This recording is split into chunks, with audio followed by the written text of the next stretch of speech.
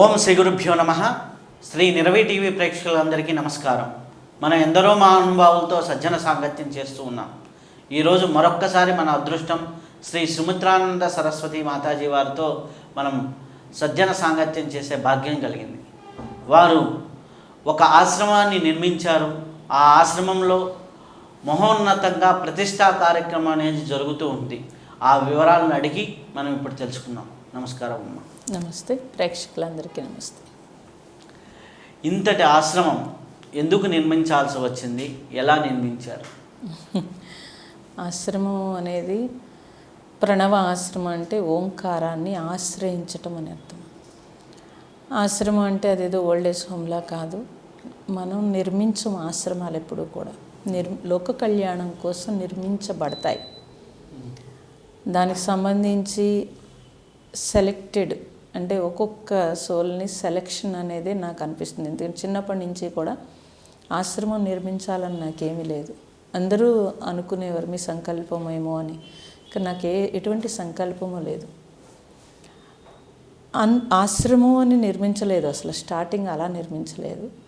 కాకపోతే నా దగ్గర ఎక్కువగా డిప్రెషన్ ఆడపిల్లలు ఉన్నారు కాబట్టి వాళ్ళు ఎవరికైనా ఒక షెల్టర్ ఏర్పాటు చేద్దాం అనుకుని ఆ ప్లేస్లోకి వెళ్ళినప్పుడు, ఆ ప్లేస్లో నేను ఏదో ఉపాసనలు అవి చేస్తున్నప్పుడు, ధ్యానం చేస్తున్నప్పుడు నాకు వచ్చిన విజన్ ద్వారా అది స్టార్ట్ అయింది. అలా స్టార్ట్ అయింది.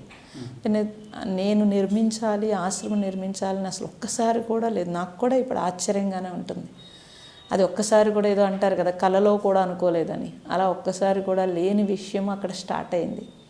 అప్పుడు నాకు అర్థమైన విషయం ఏంటంటే, మనం అనుకుంటే జరిగేది కాదేది కూడా మనకి ఇయ్యబడినది, ఆ వర్క్ మనకి ఇయ్యబడింది కాబట్టి చేయటం అనేది జరిగింది. ఇప్పుడు ప్రతిష్టాపన మహోత్సవం జరిపిస్తున్నారు కదా, దీని ముఖ్య ఉద్దేశం ఏంటమ్మా? అక్కడ ప్రతిష్ఠ అంటే ఆల్రెడీ స్టార్ట్ చేసినప్పుడే అది యోగ విద్య అని అంటే నా కాన్సెప్ట్ ఏంటంటే, భగవంతుడు అనేది పంచభూతాల యొక్క శక్తియే పరమాత్మ అని మనకి తెలుసు అందరికీ కూడా. కానీ నామరూపాలు అనేది ఉంటేనే కానీ భావన రాదు అసలు. అక్కడ స్టార్ట్ చేసినప్పుడే స్టార్టింగ్లోనే భూమిలో ఒక శివలింగం పెట్టబడింది. భూమి యొక్క శక్తి, భూమి యొక్క ఎనర్జీని పైకి తీసుకురావడం కోసము అని అక్కడ అలాగ ఒక యోగ విద్యతోటి చేయడం అనేది, అది మా పూర్వీకులు అందరూ కూడా దానికోసం ప్రయత్నం చేశారు. మా ఫోర్ ఫాదర్స్ నుంచి దాని మీద కృషి చేసి ఉన్నారు. అయితే నాకు తెలుసున్న విషయం అప్పుడు వాళ్ళు చిన్నప్పటి నుంచి నన్ను తెలియచేసి ఉన్నారు నాకు, కానీ నేను అంతగా పట్టించుకోలేదు. ఎందుకనంటే అప్పుడు నా అభిప్రాయం అంతా కూడా సేవ చేయాలి తప్పించి ఇలా స్పిరిచువల్లో ఒక రాంగ్ ఇన్ఫర్మేషన్ ఉంది నాకు నా బ్రెయిన్లో. ఏదైతే చెప్తున్నామో అది ఆచరించాలి అనేది నా ఒపీనియన్. అలా ఆచరించకుండా స్టేజ్ మీద చెప్పింది ఒకటి, వాళ్ళ జీవితం ఒకటి చూసి ఒక రాంగ్ ఇన్ఫర్మేషన్ నేనే పెట్టుకున్నాను. దానివల్ల వాళ్ళు చిన్నప్పటి నుంచి చెప్పారు నాకు, ఒక స్త్రీ శక్తి కావలసి మేము శ్రీశైలంలో మొక్కుకుని అమ్మవారిని నిన్ను మీ ఉపాధిని అంటే ఇలా స్త్రీ ఉపాధిని తీసుకొచ్చాం కాబట్టి దీనికి సంబంధించి ఈ జర్నీ ఇలాగే వెళ్ళాలని చిన్నప్పుడే చెప్పి ఉన్నారు. నాకు భయం వేసి నేను దాని నుంచి దూరంగా తప్పుకున్నాను. కానీ నా జర్నీలో చూస్తే నాకు అర్థమైన విషయం ఏంటంటే, ఈ ఉపాధి అలాగే ఉండింది కాబట్టి అక్కడ ఆ విద్యలు లేకపోతే అక్కడ భూమి నుంచి ఎనర్జీని తీసుకొచ్చేది అంతా కూడా మా పూర్వీకుల నుంచి వాళ్ళు ఏదైతే చెప్పి ఉన్నారో దాని ప్రకారమే వచ్చింది. అది భూమి యొక్క శక్తిని పైకి తీసుకురావడం అని అంటే మన యోగులు మహాత్ములు అందరూ కూడా బోల్డ్ రకాలు కృషి చేస్తున్నారు. ఇవాళ నేను కొత్తగా చేయలేదు, ఎవరూ కొత్తగా చేయం. మహాత్ములు ఆల్రెడీ మనకి భారతదేశంలో ఎన్నో రకాలు ఇచ్చి ఉన్నారు. అయితే దాన్ని తెలియట్లేదు. ఇవన్నీ కూడా బయట ఇప్పుడుండే జనరేషన్కి తెలియాలి అనే తాపత్రయంతో ఒక భూమి శుద్ధి చేస్తే ఆ భూమి మీద ఎవరైతే వచ్చారో వాళ్ళకి ఒక పాజిటివ్ ఎనర్జీ అందుతుంది. మన గుళ్ళు, క్షేత్రాలు, శక్తి క్షేత్రాలు అన్నీ కూడా అలా జీవం పోసుకున్నవే అవన్నీ కూడా. అయితే భారతదేశంలో ఇన్ని పుణ్యక్షేత్రాలు వెలవడానికి కారణం ఏంటంటే, ఏ మనిషి ఘర్షణతో ఉన్నా, ఏ మనిషి నెగిటివ్తో ఉన్నా ఆ మనిషి నుంచి వచ్చే భావజాలం మిగతా వాళ్ళకి అందకుండా ఉండడానికి ఎక్కడికక్కడ ఆ భూమిని శుద్ధి చేసి మహాత్ములు అక్కడ ఒక నిర్మాణం చేసి ఆ క్షేత్రం కింద ఏర్పాటు చేశారు. దాని యొక్క తరంగము ఆ చుట్టుపక్కల చాలామందికి ఒక పాజిటివ్ అందడం కోసం మన మహాత్ములందరూ కృషి చేసి ఉన్నారు ఆల్రెడీ. అదే విషయాన్ని మా పూర్వీకులు కూడా కృషి చేసి ఉన్నారు. అది నా అదృష్టం, నాకు అందింది. అలాగే ఈ కాలంలో ఇప్పుడుండే జనరేషన్కి సెల్ ఫోన్ యొక్క స్పీడు వేగంతో ఎక్కువ నెగిటివ్ వస్తుంది. వాళ్ళ ఘర్షణ కూడా వాళ్ళు తట్టుకోలేనంత నెగిటివ్ వస్తుంది.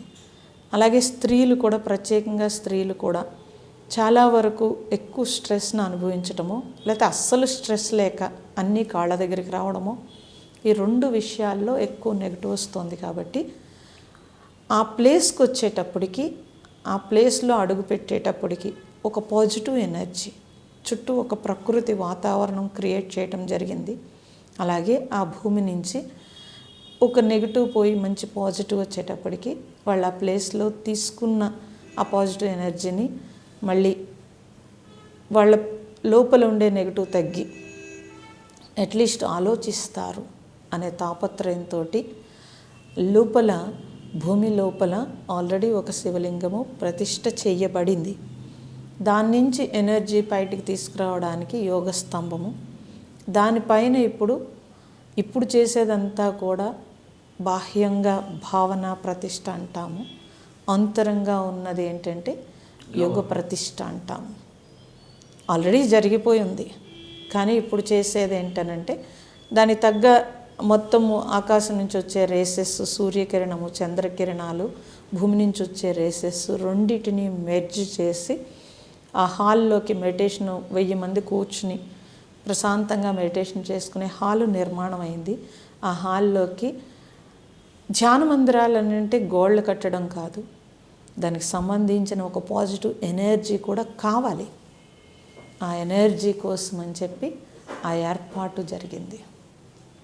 దానికి ఇప్పుడు పైన మేము పెట్టే ప్రతిష్ట ఏంటంటే అందరూ వచ్చి ఒకేసారి కళ్ళు మూసుకోలేరు. ఒకవేళ కళ్ళు మూసుకున్నా, ఒకవేళ వాళ్ళకి ధ్యానం కుదరకపోయినా మళ్ళీ కళ్ళు తెరిచి ఒకసారి చూసేటప్పటికి ఒక నామరూపము ఏదో ఒకటి ఉంటే కనుక మళ్ళీ లోపలికి లాగబడుతుంది. కాబట్టి తప్పనిసరిగా ఆ హాల్లో ఆ ప్రతిష్ట అనేది ఇప్పుడు జరుగుతుంది. అయితే అమ్మా, ఈ ప్రతిష్టాపన ఎప్పుడు జరుగుతుంది? నవంబర్ 13, 14, 15 3 రోజుల కార్యక్రమంలో 13వ తారీఖున దానికి సంబంధించిన శాస్త్ర ప్రకారము ఏముందో అంటే స్పిరిచువల్లో ఆంతరం వైపు పూర్తిగా వెళ్ళిపోతే కనుక ఏమీ లేదు ఇక్కడ. కానీ ఏదైతే మనం నామరూపాలు పెట్టేటప్పుడు దానికి తగ్గ శాస్త్రం అనేది మనకి ఇచ్చి ఉన్నారు పెద్దలు. అలాగే 13వ తారీఖున హోమాలు, యజ్ఞాలు అన్నీ జరుగుతున్నవి. 14వ తారీఖున ఏంటంటే ప్రత్యేకంగా మాకు ఒక జ్యోతి ఉంది. అది 4 సంవత్సరాల నుంచి యోగ విద్యతోటి ఆ జ్యోతి నిరంతరం వెలుగుతోంది. అది ఇప్పుడు 5వ సంవత్సరం కార్యక్రమం. అది 14వ తారీఖుని జరుగుతుంది. దీనికి ప్రతిష్టకు సంబంధించిన మళ్ళీ పునఃపూజలు అన్నీ కూడా జరుగుతాయి. 15వ తారీఖున ప్రతిష్ట ఉంది. 3 రోజుల కార్యక్రమం కంటిన్యూ అవుతుంది. అయితే ఈ కార్యక్రమానికి ఎందరో మహానుభావులు వస్తున్నారు అన్నారు. ఎందరో మహానుభావులు ఎక్కడెక్కడి నుంచి వస్తున్నారు, ఎవరెవరు వస్తున్నారు తెలియపరుస్తారా? హిమాలయాల నుంచి వస్తున్నారు. రిషికేశ్ నుంచి ప్రత్యేకంగా మా గురువు గారు తత్విదానందుల వారు వస్తున్నారు. సంత్ సదానందగిరి 108 సంవత్సరాల బాబా గారు వస్తున్నారు. మేధానందపురి గారు అంటే బ్రహ్మసూత్రాలు రాసిన వారు మేధానందపురి గారు కూడా వస్తున్నారు. ఇంకా మహాత్ములు చాలామంది రిషికేశ్ నుంచి వస్తున్నారు. అలాగే అంటే ఒక్కొక్క సంస్థ నుంచి పిలిచాం మేము. బౌద్ధ భిక్షువులు వస్తున్నారు, రామకృష్ణ మఠం నుంచి వస్తున్నారు. అలా ప్రతి సంస్థ నుంచి ఎవరెవరు మహాత్ములు ఎక్కువగా కృషి చేసి ఉన్నారో వారందరినీ పిలవడం జరిగింది. ఇంచుమించు ఒక 30 మంది, 25 మంది, 30 మంది మహాత్ములు వస్తున్నారు. అంటే ప్రతిష్టలో యతి ప్రతిష్ట, ప్రత్యేకంగా యతి ప్రతిష్ట అంటేనే యతులే చేస్తారు. అయితే ఆ యతి ప్రతిష్ట జరగాలి కాబట్టి యతులతోటి అది చేయాలి అనేది అనుకుంటున్నాం. కాబట్టి యతి ప్రతిష్ట జరుగుతుంది. అయితే ఈ ఆశ్రమం రాబోయే రోజుల్లో ఎటువంటి కార్యక్రమాలని నిర్వహించబోతుంది? ప్రత్యేకంగా నేను అనుకునేదైతే నెక్స్ట్ జనరేషన్ కోసము క్లాసెస్ వాళ్ళని తీసుకొచ్చి ఆ ఎన్విరాన్మెంట్లో ఆశ్రమము 1000 మంది కూర్చుని మెడిటేషన్ చేసుకోవడానికి, ఇంకో 1000 మంది పడుకోవడానికి డార్మెంటరీ, అలాగే ఒక 30 రూములు అన్నీ ఏర్పాటు అవినవి, చుట్టూ పొలాలతో ఉంటుంది.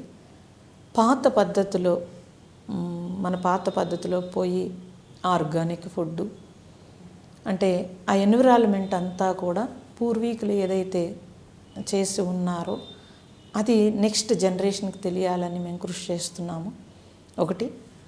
రెండవది ఏంటంటే సాధకులు, డెప్త్ సాధన చేసేవాళ్ళు, అంతేకాని వచ్చి ఆశ్రమంలో ఏదో 4 రోజులు ప్రశాంతంగా ఉందామనే కంటే సాధనకి ఉపయోగపడాలనేది తాపత్రయము. సాధనకు ఉపయోగపడటానికి అది 3 రకాల ప్యాటర్న్లో అది చేసాము. వాళ్ళ కింద రూమ్లో ఉంటే రూమ్లో వైబ్రేషన్ వచ్చేటట్టు ఒక ప్రశాంతత, హాల్లో మెడిటేషన్ చేసుకుంటే హాల్లోకి ఒక రకమైన వైబ్రేషన్ వచ్చేటట్టుగా ఏర్పాటు, పైన దానికి సంబంధించిన గోపురం అంతా కూడా ఒక హాల్లోకి వచ్చేటట్టు చేసి ఉన్నాము. దాని నుంచి రేసెస్, సన్ రేస్ అంతా కూడా, మూన్ రేస్ అన్నీ కూడా అందేటట్టుగా. అలాగే ఆశ్రమంలో వచ్చినప్పుడు సాధకులకి వాళ్ళ యొక్క స్థితి, అంటే ఆల్రెడీ వాళ్ళు చేసి ఉన్న సాధన యొక్క స్థితి ఏమిటి అనేది తెలిసేటట్టుగా, వాళ్ళు అబ్జర్వ్ చేసుకునేటట్టుగా, ఆ ప్రశాంత వాతావరణంలోనూ వాళ్ళకి తెలిసేటట్టుగా మొత్తము ఆ ఎన్విరాన్మెంట్ అంతా కూడా అలాగ చేయటం అనేది జరిగింది. అంటే పూర్వజన్మ వాసన అంటాం. ఆ పూర్వజన్మ వాసన మంచి తరంగం ఉంటే తప్పించి అది పైకి లేవదు ఎప్పుడు కూడా. అలాంటి భగవాను చెప్పినట్టు, భగవద్గీతలో చెప్పినట్టు 3 గ్రంథుల విక్షేపణ, భగవాను మనోస్థితి, మనోలయము, మనోనాశనం అని చెప్పారు. అలాంటి స్థితులు ఉన్నాయని కూడా ఎవరికి తెలియదు. అలాంటి స్థితులు ఉన్నవి. ఆ స్థితులు ఆ ఎన్విరాన్మెంట్లో వాళ్ళకి ఇంకొంచెం తెలియబడాలి అనేది మా తాపత్రయము. ముఖ్యంగా సాధకులకి, నెక్స్ట్ జనరేషన్కి, డిప్రెషన్ ఆడపిల్లలకి షెల్టర్ ఇవ్వాలనుకుంటున్నాము. అది జనవరి నుంచి జరుగుతుంది. ఇప్పటి వరకు నేను హౌస్లోనే ఇచ్చి ఉన్నాను. ఇప్పుడు ఆశ్రమ నిర్మాణంలో నేను పక్కన పెట్టాను అవన్నీ కూడాను. ఇప్పుడు మళ్ళీ కొత్తగా తీసుకుని ప్రత్యేకంగా వాళ్ళ కోసం కృషి చేయాలి అని చెప్పి, నాట్ ఓన్లీ ఆడపిల్లలనే కాదు, ఎవరైతే డిప్రెషన్తో బాధపడుతున్నారో వాళ్ళకి ఒక ప్రశాంతమైన వాతావరణం కావాలి కాబట్టి, అలాగే మెడిటేషన్ తోటి వాళ్ళకి కొంత సాంతన చేయాలనే తాపత్రయంతో ఈ ఆశ్రమ నిర్మాణం జరిగింది. చాలా సంతోషం అమ్మ. చాలా అద్భుతమైన విషయాలను మాతో పంచుకున్నందుకు, రేపు జరగబోయే ప్రతిష్టా కార్యక్రమ విషయాలని మాకు అందజేసినందుకు చాలా చాలా కృతజ్ఞతలు. నమస్తే.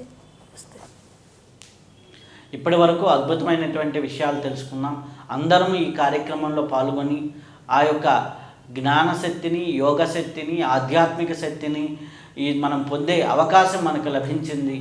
ఈ మధ్య కాలంలో మూర్తి ప్రతిష్టలే కానీ యోగ ప్రతిష్టలు అనేవి ఎక్కడా జరగలేదు. కాబట్టి అటువంటి అద్భుతమైనటువంటి ఈ యొక్క కార్యక్రమంలో అందరూ పాల్గొనాలి. అందరూ అక్కడికి వచ్చేసి దిగ్విజయం చేసి ఆ యొక్క కరుణా కటాక్ష వీక్షణాలని, ఆధ్యాత్మిక శక్తిని, ఆధ్యాత్మిక జ్ఞానాన్ని, సాధువుల్ని, సంతుల్ని దర్శించుకునే మహాభాగ్యాన్ని, మహాయోగ భాగ్యాన్ని మనం పొందే అదృష్టం మనకి కాకినాడలో జరుగుతుంది. కాబట్టి కాకినాడలో మనం అద్భుతంగా ఈ యొక్క కార్యక్రమంలో పాల్గొని మనం అద్భుతంగా ఆ యొక్క శక్తిని పొందే అవకాశం ఉంది. కాబట్టి ప్రతి ఒక్కరూ దీన్ని సద్వినియోగపరచుకోవాలని కోరుకుంటూ, శుభం భూయా, సర్వే జన సుఖినో భవంతు. ప్రణవ్.